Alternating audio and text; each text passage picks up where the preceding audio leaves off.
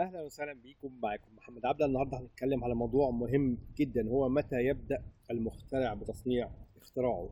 طبعا اول حاجه لازم نبتدي بيها اللي احنا نسجل الفكره. طبعا فيما قبل تسجيل براءه الاختراع انك انت تختار فكره جيده وتكون فيها طبعا من الاول انت عارف دي ليها جدوى اقتصاديه كويسه وهكذا. من لو على حسب هدفك، لان في ناس بتقول لا والله انا عايز اعمل الفكره دي لاني يعني حاسس ان هي فكره جديده هتضيف علم جديد، هو مهتم بالعلم. في ناس يهمها الاستثمار، فاحنا النهارده هنتكلم شويه عن الاستثمار. فانت اختيارك للفكره انها تكون جيده ولها جدوى اقتصاديه اكيد حاجه مهمه جدا. خلينا نتكلم. طبعا اول حاجه براءه الاختراع دي اول مرحله، دي شهاده الميلاد زي ما بقول قبل كده. شهاده الميلاد للفكره، بدون شهاده الميلاد بدون اثبات ملكيه لاي حاجه، لا عربيه لا عقار، بدون اثبات ملكيه ولا هتعرف تبيع ولا هتعرف تشتري. مفيش حد بيشتري كلام، علشان برضو ناس بتسال كتير. مفيش حد بيشتري مننا كلام. اصل احنا مش بنكتب شعر، مش بنكتب اغاني. الاغاني ممكن، الشعر ممكن. محدش بياخد مننا كلام ويقول لك اه جميل جدا هناخد الكلام ده نستثمر فيه. مفيش الكلام ده خالص. فما تفكرش تدخل الطريق ده اللي انا عايز اكتب او انا هالف الفكره وحد ياخدها مني وهو يسجلها. الكلام ده مش موجود. فاول حاجه زي ما بقول هنسجل براءه الاختراع. ممكن بتسجيل الاولي نبدا ناخد خطوات الاستثمار عادي، مفيش مشكله. وده من التجارب العمليه ما شاء الله مخترعين تم استثمار في اختراعاتهم. طبعا من قانون براءه الاختراع هو بيقول لك كده انت من حقك انك انت تبدا تدخل مسابقات تعرض الفكره على المستثمر. يعني برضو معلش هكمل لكم النقطة دي قبل ما اخش في التفاصيل.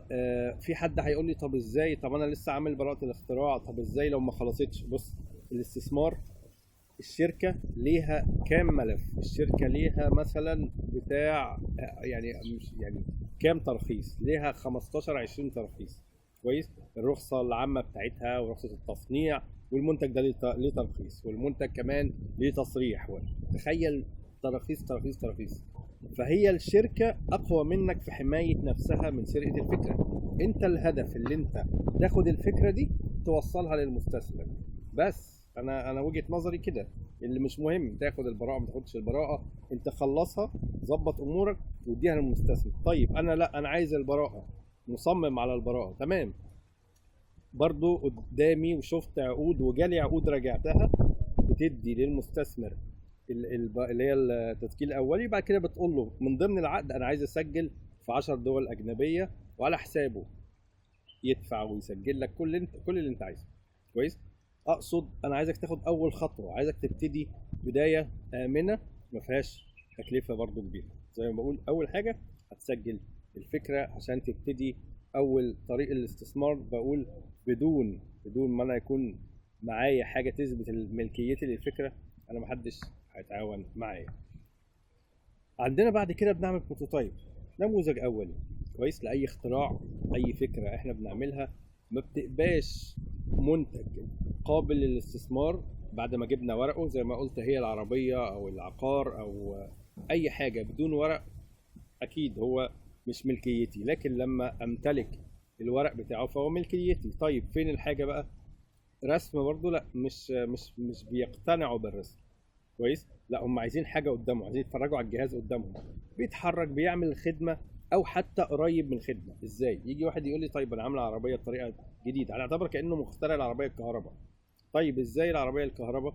كويس. انا مش هعرف اصنعها، هتبقى غاليه عشان اعمل عربيه حقيقيه كهرباء. مفيش مشكله تعمل ماكيت بسيط بالكهرباء برضه يكون بيأدي نفس الغرض وبيثبت كلامك. يعني المهم انت تثبت كلامك. لو انت قلت دي العربيه دي بتطير، كويس، بس انا هعملها حجمها كبير هيبقى صعب. لو عملتها حجم لعبه اللي هي الصغيره البسيطه دي بس بتطير، انت اثبتت كلامك. لان مثلا هنقول لا مفيش عربيه بتطير، طب انا لا، انا يا جماعه عملت.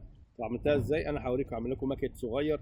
فالمهم من موضوع انك انت تعمل نموذج اولي تثبت فيه كلامك. برضو من ضمن موضوع النموذج الاولي لازم تعرف النموذج بيمر بثلاث مراحل. في نموذج اولي، بعد كده النموذج ده بيتعدل بيتعمل نموذج تاني، تالت واحد بيبقى يعني اول واحد اللي بيتقال عليه بروتوتايب، تاني واحد بيبقى نموذج بياخد تعديل من الاولاني بعيوبه. كويس. بعد كده بنعمل نموذج صناعي اللي هو قابل للتصنيع بشكل عملي. خلاص احنا دخلنا ايه، هنصنع بقى. كويس. فده يدخل مرحله، ممكن ده كمان يحتاج حسب صعوبه الفكره، ممكن يحتاج له كمان مرحله من التطوير، زي مشاريع كتيره وافكار كتيره بيحصل عليها نفس التطوير. كويس. عندنا تاني حاجه التمويل. طيب انا فعلا وصلت للبروتوتايب، انا قدامي طريقين. كويس. يا اما انت هتصنع بنفسك، يا اما انت هتتعامل مع مستثمر او تشوف جهه تصنع لك الفكره. كويس. طيب ايه الفرق ما بين الطريقين؟ اللي احنا عندنا الطريقين، في طريق اللي هو بتاع البحث عن المستثمر، هيحتاج مني وقت شويه. طيب ايه الاسرع؟ اللي انا انفذ ده بنفسي وخلاص. انا اكتر واحد يعني قلبي على الفكره ويهمني انفذ الفكره ويهمني نجاح الفكره. طيب ايه اللي يخليني اوافق اللي انا اخد الطريق ده او لا، او اللي انا اتجه للمستثمر؟ حسب صعوبه الفكره. انت المفروض تبقى عارف الفكره سهل تنفيذها ولا صعب تنفيذها. تعتقد اللي انت عشان تجهز مصنع لتنفيذ النموذج ده، هل هو انت محتاج، يعني اقصد للتصنيع يعني مش اقصد للبروتوتايب، محتاج تكلفه كبيره ولا لا؟ انت اللي عارف. يعني يجي مثلا واحد يقول لي انا عامل موبايل جديد مثلا كذا كذا، كويس، في امكانياته في كذا وفي كذا. كويس. هل انت شايف احنا في الوطن العربي عندنا امكانيه لتصنيع الموبايل او الحاجات الدقيقه؟ هنقول لا، يعني مش موجوده. كويس. الا لو انت بقى ايه، يعني عندك فرصه استثماريه او عندك حد ممكن يدعمك، اللي هو يجيب الماكينات والاجهزه من بره، تبدا تصنع مثلا في الدول العربيه. يعني انت تجيب اجهزه متطوره كويس تشتغل عليها بحيث انت تصنع منتج جديد، وده وارد، مش بعيد طبعا. كويس. فالفكره وصعوبه الفكره، وطبعا احنا لما بنعمل الفكره علشان نبدا ناخد بيها خطوه، احنا خلاص دخلنا ايه خطوه، احنا عايزين نخش استثمار، فلازم تعمل دراسه جدوى. انت قلت في ورقه اولانيه اثبات ملكيتي، حاجه تانية نموذج، تالت حاجه عشان اخد بقى فلوس، حتى فلوس مني انا شخصيا. كويس. لازم اعمل دراسه جدوى. يعني ما بقاش مثلا حاسب الفكره هي تتكلف لها مثلا 100,000، ابص الاقي الموضوع وصل ل 500 ل 600. طب انا هعمل اكيد 100% هقفل وهفشل 100%. كويس. غير طبعا التسويق والكلام ده. فلازم اعمل دراسه جدوى. طيب دراسه الجدوى، حد هيقول لي لا دراسه الجدوى المحاسب غالي والكلام ده. مفيش مشكله، تتعلم دراسه الجدوى المبدئيه لو عرفت، اللي هي البسيطه. لو عرفت تعمل دراسه جدوى بسيطه هتعرف مبدئيا اتجاه الفكره هيحصل فيه ايه. يعني بمعنى والله انا هعرف بشكل مبدئي الفكره والله ممكن تتكلف مثلا 100,000. كويس. تمام. حاول والله دي المبدئيه. لما ابدا خلاص اخطط اللي انا ابدا اشتغل في المشروع بجد، هشوف بقى محاسب واديله المبدئيه دي، هو هيشتغل عليها. هقول له بص انا خدت خطوات، وحتى تراجع معاه هيقول لك اوكي تمام المشروع ده يعني محتاج رقم كذا، بس انت اوريدي فهمت بشكل مبدئي اللي انت محتاج ايه. يعني ممكن مثلا تقول انا محتاج مثلا مكان 100 متر. كويس. ما انت برضه كل حاجه فيها حسابات المكان، حسابات الايجارات، حسابات الماكينات كده يعني. كويس. فانت هتعرف بشكل مبدئي. والله هيختلف، هيفرق معاك 50,000 100,000 زياده، يعني حاجه بسيطه، اقصد رينج من النسبه ولو بسيط، بس انت عرفت مبدئيا الفكره او الانتاج ده هيمشي ازاي. طيب والله قلت ايه، انا لقيت الانتاج كده هيتكلف كتير، طب انا ليه اعمل مصنع من اول وجديد؟ في حلول تانية. ده كل ده بنتكلم في حالة ان انت لقيت فكرتك بسيطة سهل تنفيذها في الوطن العربي، مش محتاجة تكنولوجيا كبيرة، وهنصنعها هنا. كويس. طيب انا ليه اصلا اعمل مصنع من الاول؟ ليه هصنع من اول وجديد تجهيز مصنع؟ ليه؟ طب نعمل ايه؟ لا مفيش مشكلة، اللي انا ابدا ابسط الهدف بتاعي بشكل، يعني ناخد درجة اقل شوية. ايه الدرجة الاقل؟ لا انا خلاص هدور على مصنع مثلا بيشتغل في كبسة بلاستيك. يعني هي المنتجات اللي فيها جزء بلاستيك وفيها جزء اللي هو مثلا الميكانيكا او السوفت وير او الكلام ده. كويس. فانا اول حاجة هقول ايه، ماشي عندي جزء بلاستيك، طيب انا هدور على طبعا موجود عادي، الموضوع مش صعب، حد بيعمل فورمه CNC كويس كانت تتحقن بلاستيك فتطلع لي شكل البلاستيك. انا افتكر، انا اتخيل قصدي اللي احنا مثلا بنعمل مروحه مثلا، مروحه كويس، فهشوف حد يعمل لي البودي البلاستيك في فورمه.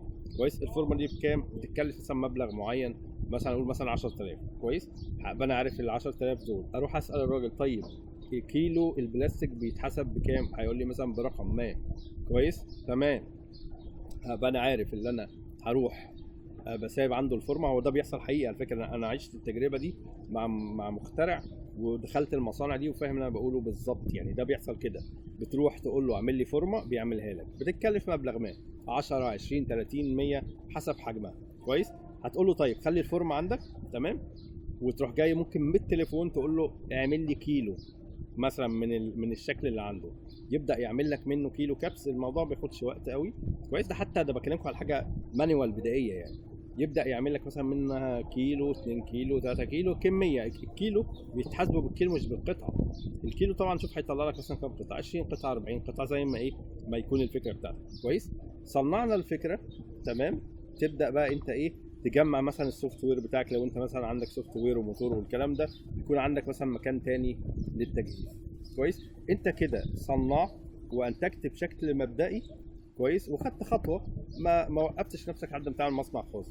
هتبدا تنتج المشروع بالطريقه دي شكل ابطا شويه، لان انت هتروح تجيب منه وتجمع وتقفل والكلام ده. ماشي. خدنا مرحله، سوقنا، لقينا الموضوع بدا يكبر معانا وبدا يطلب منا طلبات اكتر. تقدر بعد كده حتى لو جالك مستثمر هيضخ فلوس، هو عارف في شركه بتكبر، غير لما يضخ في حاجه لسه ما بداتش اصلا. كويس. فده يعتبر نظام امن، انك انت تبتدي بدايه بسيطه وبعد كده تاخد خطوه اكبر منها في موضوع التصنيع. كويس. طيب عندنا نقطه تانية عشان موضوع التمويل. خليني اقول برضو مقارنه بسرعه، اللي انا هعتمد على حد تاني، مش انا اللي همول بنفسي او عايز اعتمد بقى على حد. يعني انا بقول دراسه الجدوى وبسطت لك الموضوع. طيب انا دلوقتي عايز اعتمد على حد مستثمر او حاجه، هدور عليه ازاي؟ طبعا زي ما قلنا الخطوات اللي هي الورقه، الاثبات اللي دي ملكيتي. تاني حاجه البروتوتايب اللي هو الاثبات الفكره. طبعا النقطه بتاعت دراسه الجدوى دي طبعا النقطه اللي بعد كده، وهي الثالثه اللي هي المهمه جدا جدا جدا. رجل الاعمال لا يعترف. خلي بالك، عشان انتوا ناس كتيره بتضيع وقت المستثمر في الكلام ده. انا بعمل كده عشان البلد، بعمل كده عشان تساعد الناس. انسى اي كلام ده، هم مش مهتمين بيه خالص، ولا عشان الناس ولا عشان البشريه، ولا هتحل مشاكل انسى الكلام ده. ارسال بلا هدف بالنسبه لهم. هو عايز ارقام، انا هكسب كام، هحط كام، هكسب كام، بس هو ما بيفكرش غير في كده. فانت الحل في الموضوع ده هي دراسه الجدوى بس. يعني هتخش عليه في دراسه الجدوى، هو فعلا يحس هو هيكسب فيها. كويس. الفكره هتكسبه مبلغ كويس. علشان كده قدر الامكان ممكن ساعتها ناخد خطوه اللي احنا ازاي نوفر عشان نبدا المشروع بسيط. انت لو بدات مشروع بسيط يعني تاكد، ده انت ممكن معلش يعني انت ممكن في شركات عائليه، انت ممكن ناس من اهلك من معارفك ممكن تلاقيه معاه فلوس عنده استعداد يستثمر، بس انت لو قلت له مش هيستثمر معاك 100% مش هيستثمر معاك، تاكد من كده. لكن لما يلاقيك مثلا بدات تكبر، زي مثلا اللي بيعمل فرع مشروع، مثلا عايز اعمل مثلا مطعم، عايز اعمل حاجه ما، تلاقيه فتح مشروع، فتح مكان واحد. كويس. بعد كده يقول للناس ساعدوني بتاع، ما حدش يرضى يساعده. بعد كده فتح فرع تاني، بدأ فرع تالت، 100% الناس هتتحايل عليه احنا نخش معاك. ليه؟ نستثمر معاك. ليه بقى؟ لان هم شافوه بينمو. طول ما هو بينمو الناس عايزه تستثمر معاه، لانهم عارفين هينمو معاه وهيكسبوا معاه. فموضوع الاستثمار في بدايته هو بيحتاج شويه اعداد يعني بشكل جيد. مش عايز انك انت تستعجل وانا عايز ابيع الفكره بسرعه. مفيش بيع كده. الاختراع حاجه لها قيمه، مش بتتحسب كده. عندنا عمليه التصنيع طبعا لازم تضمن تمويل ممتاز للفكره، اذا كان بقى منك او من حد هيتعاون معاك من البدايه، او زي ما قلت انت هتاخد ابسط طريق او ابسط اتجاه. خده بالراحه كده. يعني ما تستعجلش وما تبقاش عايز تجري. تصنيع المشروع خلي بالك برضو من التجارب، ما بياخد له من سنه سنه ونص، ممكن لسنتين. خلي بالك ما يبقاش حد متخيل اللي هو يصنع في 4 شهور في 5 شهور. الكلام ده مش سهل، يعني الموضوع مش بالسهوله دي. لازم بيحتاج الموضوع وقت. غير طبعا اللي احنا لو نرجع كمان لنقطه مهمه، موضوع الترخيص. انا دلوقتي لو انا هبتدي لوحدي محتاج ارخص، فهرخص حاجه امنه برضه. يعني انا مش مهم اعمل شركه لتصنيع الاختراع، لا مش تصنيع الاختراعات. المنتج بتاعي ده ممكن اعمل له شركه بسيطه لتجميعه مثلا. يعني انت ممكن تشوف حلول برضه ترخيص حتى يكون بسيط. ما تكبرش الموضوع على نفسك في الاول. خد طريقه بسيطه، يعني خد خطوه بسيطه، ما تكبرش وتقول انا عايز اعمل مصنع بما انت هتبتدي لوحدك. كويس. برضو مع المستثمر شوف، ولو البدايه بسيطه تقبلها، لان هي لما تبقى بدايه بسيطه هتكبر بعد كده، وهتلاقي برضو مستثمرين كمان اكبر يخشوا معاك.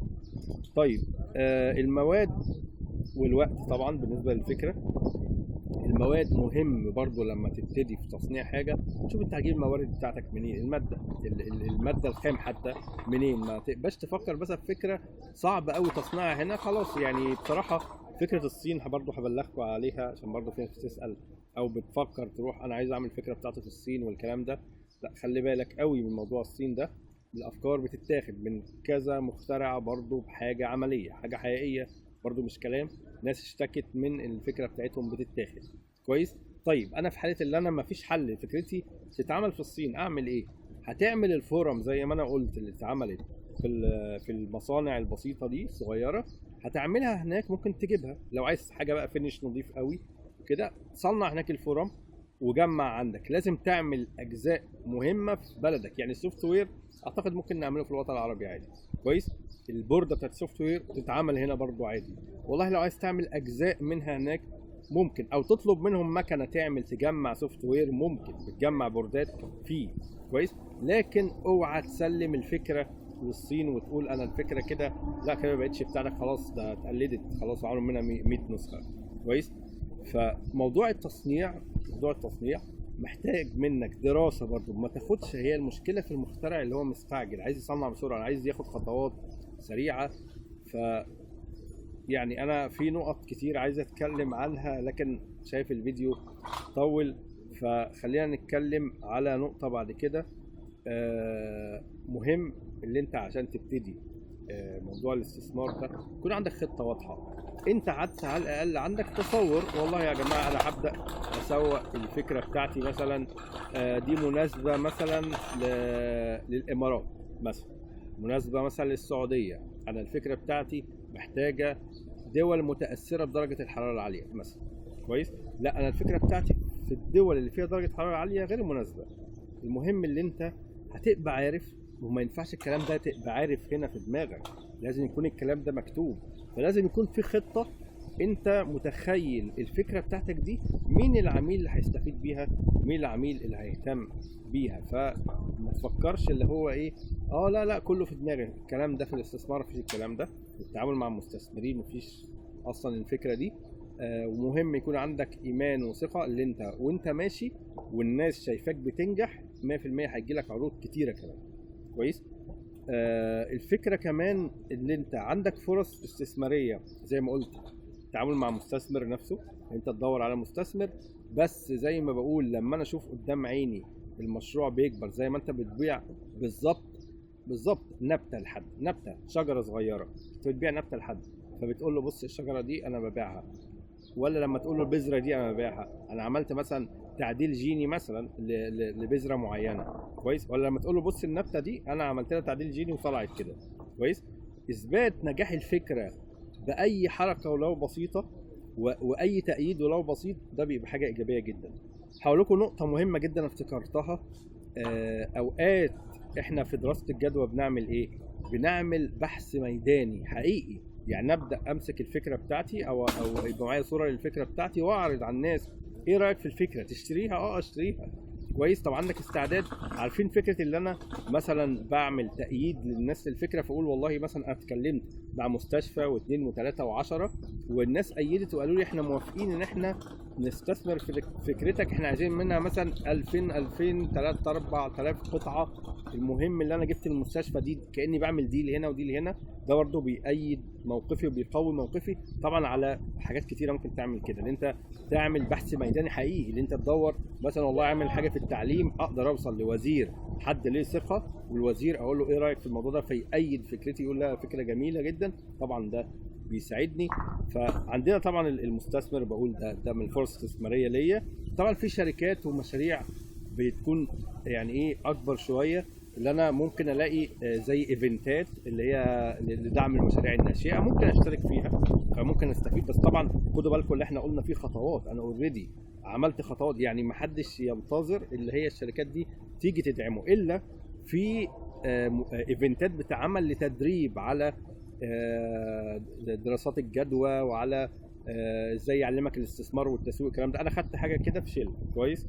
وفي فعلا حضرت برضو برامج بيعلمك ازاي يعني ازاي تعمل تسويق، ازاي تعمل دراسه جدوى، ازاي تعمل بتاع ده بحث ميداني. يعني كل النقط دي انا اتعلمتها برضو في ايفنتات كويس. ممكن تحضر حاجات خاصه بالاستثمار والمشاريع الناشئه والكلام ده وتستفيد تتعلم منهم. بس اللي اقصده انت في دور عليك عشان تبدا. يعني انت هتخش المسابقات دي والايفنتات دي، مش هتاخد اي جايزه ولا هتكسب، انت هتتعلم مبدئيا بقى لحد ما تجهز نفسك تعمل مشروع جيد. ساعتها هتلاقي اللي يستثمر معاك في الفكره دي. بعد كده يعني في نهايه الموضوع، يعني برضو في كلام كتير كنت عايز اقوله، بس في النهايه انت محتاج برضو في دور عليك انك انت تجهز نفسك زي ما بقول، يا اما عن طريق انك انت تحضر حاجه من الايفنتات دي. ده بيلخص لان انا حضرتهم فانا عندي المعلومات دي منهم والحمد لله استفدت. يعني انا الكلام ده من زمان جدا، ده من 2008 حتى كمان بعد لما اتعلمت طلعت التاني على مستوى الجمهوريه في اداره الاعمال كويس. والحمد لله يعني بقى انا حبيت المجال نفسه، حبيت اداره الاعمال بشكل عام، حبيت التسويق، حبيت المجال كويس جدا. وبالتالي لما احب تعمل حاجه فعلا ناجحه لازم تعمل لها اوراق كامله زي ما قلت. اول حاجه عيد عليكم تاني براءه الاختراع، البروتوتايب كويس، معانا كمان دراسه الجدوى. كل ده لما يتعمل بشكل جيد وانت تعمله بنفسك محدش يعمله افضل منك. ما تعتمدش على مهندس، قصدي على مهندس ايه ما تعتمدش على محاسب وتقول لا هو هيعملها لي، تروح تلاقي المحاسب مثلا ياخد منك مبلغ كبير تبدا تتعقد وتقول لا وانا هعمل بقى المشروع ازاي، انا عملت الحاجات دي خلاص انا كده زهقت وبتاع لان مش لاقي حد. لا، انت تكون فاهم لان انت هتقعد مع المستثمر، انت اللي هتتكلم مش المحاسب هيتكلم. ففكره دراسه الجدوى المبسطه مش صعبه، وبالعكس انت هتستفيد لان انت هتعرف تشرح لما انت تفهمها كويس. انا عشان كده بقول ايه، انا اقدر اقعد مع مستثمر اتكلم معاه على التصنيع. انا زي ما اتكلمت معاك على التصنيع، لا انا عارف التصنيع كويس جدا. تخيل ان انت تبقى قاعد فاهم بالظبط كل حاجه بتتكلم عن مشروعك، هو هيثق فيك. في نقطه مهمه وغلطه انا كنت بغلطها افتكرتها دلوقتي حالا، لما كان المستثمر بيقول لي ايه دورك، بقول له مش عارف انا ممكن اعمل كذا واعمل كذا واعمل كذا. لا، اختار لنفسك دور واضح. ما ينفعش بس تقول انا هقبل مدير. لا، شوف انت بتقدر تعمل. والله لما تقدرش تعمل حاجه في المشروع خالص قول والله انا ممكن اشراف بس. فاهم قصدي؟ يعني حاول تحدد لنفسك دور لان دي تفرق كتير، والمستثمر بيعتبره اختبار. لازم تعرف دورك ايه في المشروع اللي احنا هنعمله. والله لو انت شغال ووقتك لا يسمح تقول لا والله انا بتابع المشروع لكن انا اوريدي عندي شغل تاني بشكل مبدئي لحد بعد كده مثلا اسيب الشغل او انا زي ما انا راضي في شغلي بس ده مشروع استثماري انا هستثمر فيه. ما انت تعتبر مستثمر خلي بالك، لان انت يعتبر ليك الجزء اللي هو المشروع نفسه، هو هيستثمر معاك بس هيدفع لك فلوس بس. يعني ايه ان شاء الله. هو الفيديو معلش طول شويه لكن موضوع الاستثمار مهم، لسه فيه تفاصيل كتير ان شاء الله. برضه هحاول الخص لكم معلومات تانية كده عن موضوع الاستثمار. اشكركم والسلام عليكم ورحمه الله وبركاته.